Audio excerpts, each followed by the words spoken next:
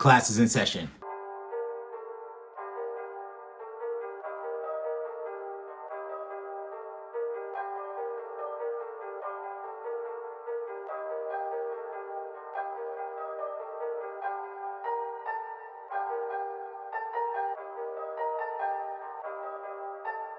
Hey, what's up guys and gals? Welcome back to another video. So before I get started in this video, first off, I just want to say happy Thanksgiving to all the families out there that celebrate Thanksgiving.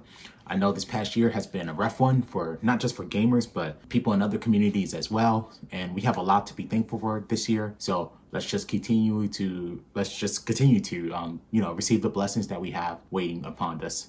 So with that said, without further ado, let's get into this video. 2021 has been a pretty solid year for gaming. On the Nintendo side, we had the Nintendo Switch OLED that came out. I was actually able to get myself one, the white version. I was able to upgrade from the Pokemon Switch Lite edition. I still have that one and it still works. I had some problems with it, which made me want to go out and buy this one, but now I just have two Switches for now. But the Switch OLED is actually a pretty solid console. And some games that I really like that Nintendo released this year are Neo: The World Ends With You. I'm actually playing that game right now on my Switch and I haven't beat it yet, but it's still a pretty solid game. Some other games that Nintendo released are Metroid Dread. I want to say Metroid Prime because that's what I remember when I was a kid that came out, but no, this is Metroid Dread. I played the demo. I don't own that game, but it's still a pretty solid game. I may pick it up down the line somewhere. I'm just not really into 2D side scrollers like that. But Metroid Dread, the demo at least, is pretty solid. They also released Pokemon Brilliant Diamond and Shining Pearl. I picked up Brilliant Diamond. I've never played the Gen 4 games, so I was pretty interested in just checking them out. Pokemon Sword and Shield kind of got me out of Pokemon just a little bit, but I still wanted to check out Gen 4 to see what it was all about. But anyway, that's pretty much all Nintendo really had going on. So now, switching gears a little bit to the Sony side. I had to put my Switch away. I don't want to damage my $350 console. On the Sony side, Sony didn't release any like limited edition consoles, even though they pretty much have the opportunity to release like a black version of the PS5. They did decide to go after D-Brand for like their plates, their special design custom plates that they've been releasing, which I don't know why. If you're going to do that, Sony at least like release your own custom plates, but I digress. It's been a great year because many gamers have been able to get their hands on the PS5. I'm starting to see like a lot of people like being able to like just walk into like Best Buy, walk into GameStop and be able to purchase themselves a PS5. So that's always a win. Whatever takes away from scalpers and deter them from being able to like make profits, I'm all for that. Sony this year did release quite a few exclusives. I didn't buy many of their exclusives. I did buy Ratchet and Clank, which I thought overall was a pretty solid game. Some of the mechanics were pretty repetitive in that game, but it was my first Ratchet and Clank game ever, and I enjoyed it for what it was. I don't know if it's like game of the year to me or anything like that, but I will put it up there like as one of the best games that I played this year. Like visually, it's stunning. They also released some games that I haven't played yet, but I am interested in playing. For example, Deathloop. I know that game is going to come out on Xbox later on down the line, but still I heard a lot of good things about that game.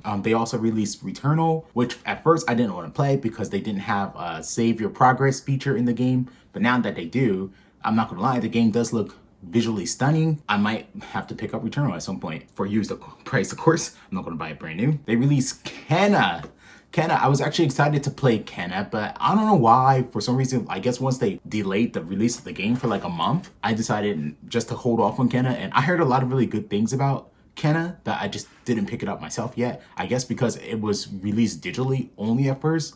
And I like to have physical games. I just like, being able to have the option of if I want to sell them or trade them down the line to be able to do that. So I'm waiting to like find Kenna on sale at some point. So I'm going to hold off on getting Kenna, even though I did hear some good things about it. I talked about Nintendo and I talked about Sony, but this video is about the company I think that is killing it and that won 2021 for gaming so far. Of course, the major company that I didn't mention so far is Xbox. And I do believe that Microsoft Xbox is killing it in gaming for 2021. So here's my reasons why. Xbox Game Pass is the best value, hands down, undisputably the best value that you can get for gaming right now. So, for example, I purchased Yakuza Like a Dragon. I also purchased, where is it? I purchased Scarlet Nexus, both on the PS5, not on the Xbox, but still, both of these games are on Game Pass right now. That could have saved me a lot of money if I would have just waited. I didn't know that they were going to put them on Game Pass. So like now that's got me thinking like, okay, what other games might they put on Game Pass? There's a lot of value in just having that service that you're paying when you're subscribed to with Game Pass. Some other games that came out on Xbox, we are getting like day one releases for games like Psychonauts 2. I played a little bit of Psychonauts 1 and I wasn't feeling the controls, but Psychonauts 2 is pretty much nearly a perfect game for me. It's a platformer. That's what I enjoyed personally myself. Psychonauts 2 is right up my alley with games that I like to play, like Astro's Playroom.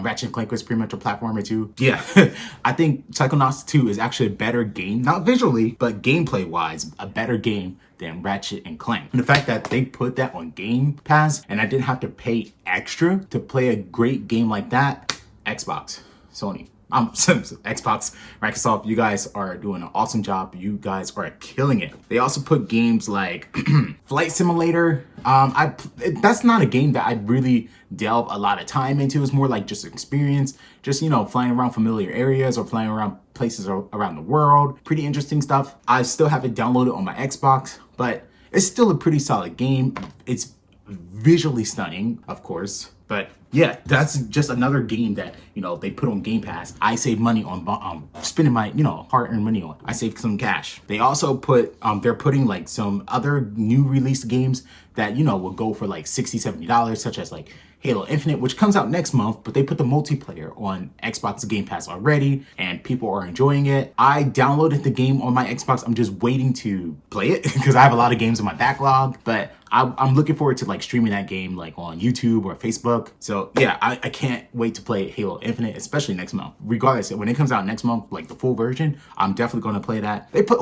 Forza Horizon 5 on Game Pass. Now I still have Forza Horizon 4 on Game Pass. I didn't play that much of it, but I did love the game. It's visually stunning. I know I've been saying that a lot in this video, but I love visually stunning, visually eye candy games. And Forza is definitely one of those series that have very good, graphically, beautifully looking games.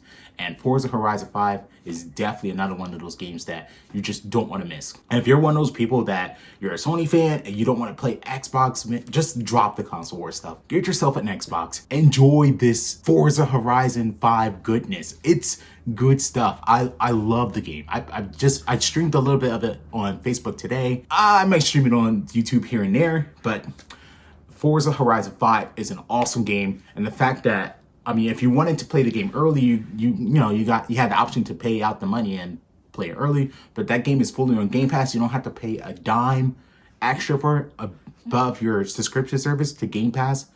Amazing. Like, where are you getting good quality games like that on the PlayStation side? Like Xbox, they release the Halo Infinite multiplayer for free. You don't have to even be subscribed to Game Pass, and you can get that game for free on Xbox. But you're not getting anything like that with Sony. They did have something like during the pandemic where they released like the Uncharted series and Horizon Forbidden Dawn, I think, and the Ratchet and Clank games, like just during the pandemic. But after that, nothing.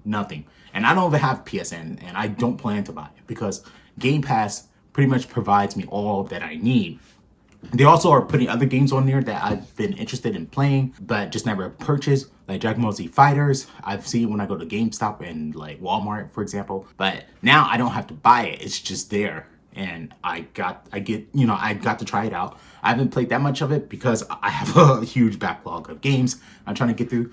Like, for example, I am trying to get through Tales of Arise. I had this game since launch day, and I still haven't beat it. But yeah, I digress. Sony, of course, Sony, they always have the best story-driven games, the best single-player story-driven games. Yeah, if you want that stuff, of course, you got to go to the PlayStation side. But Xbox, on the other hand, has hands down the best multiplayer games. the best co-op games on any platform. They run buttery smooth. It's pretty like easy to like just connect with your friends or your family members. Like I have nephews that live in New York, and sometimes they hit me up and we might play Minecraft together. We might play a little bit of Forza together. And it's just great that, you know, since they have an Xbox, they live a different state from me, we're able to still connect together because, yeah, I mean, they have an Xbox Series S. The Series S is a little bit more easier to get than the X, but I just love the fact that we can enjoy these games together for a reasonable price. So with that said, also like just quickly, Xbox, they released like the 20th anniversary controllers and headset. We didn't really get anything like that, like on the Sony side, any limited edition consoles. Nintendo, like I mentioned before, they released the Nintendo Switch OLED, which I purchased myself. They also released the Pokemon Brilliant Diamond and Shining Pearl Nintendo Switch Lite. I didn't want to buy that because I already got one special limited edition Nintendo Switch Lite, and I don't need to have like 3 Nintendo Switches. I really don't even need 2, but I digress. But with that said, it's undisputable. I love Sony. I've been a Sony fan since the PlayStation 1 days, but I don't care what anyone has to say. Xbox has been killing it this year. It doesn't matter how you start, because of course Sony had a great start with their launches, especially with like Spider-Man Miles Morales, which is probably my favorite game that I played this year, because I did play it this year, even though it released last year, because I just got my PS5 this year in May. Sony, they started off well. I'm not gonna lie, they started off strong, but it's not how you start, it's how you finish. It's like how you finish in the fourth quarter of a basketball game. That's what matters the most. And I think Xbox is killing it. We'll see what Xbox delivers next year. It's looking like a promising year for Sony next year. They got a lot of big bangers coming out, like Horizon Forbidden West and God of War Ragnarok. And of course, I'm gonna pick up those games whenever they come out. Can't wait to play those games, especially God of War. But yeah, I'm excited to see what Xbox is going to deliver next year, especially on Game Pass. But with that said, I'm starting to ramble. If you guys like what you saw, make sure you leave a like, comment, and subscribe. Do you agree with anything I had to say? If you do, tell me what you agree with. If not, tell me what you disagree with. It's all right if we disagree. Let's have a conversation in the comment section. But if you like what you saw, make sure you leave a like, comment, subscribe. Stay tuned for some more videos, and I'm out. Happy Thanksgiving. I love you all. Class dismissed.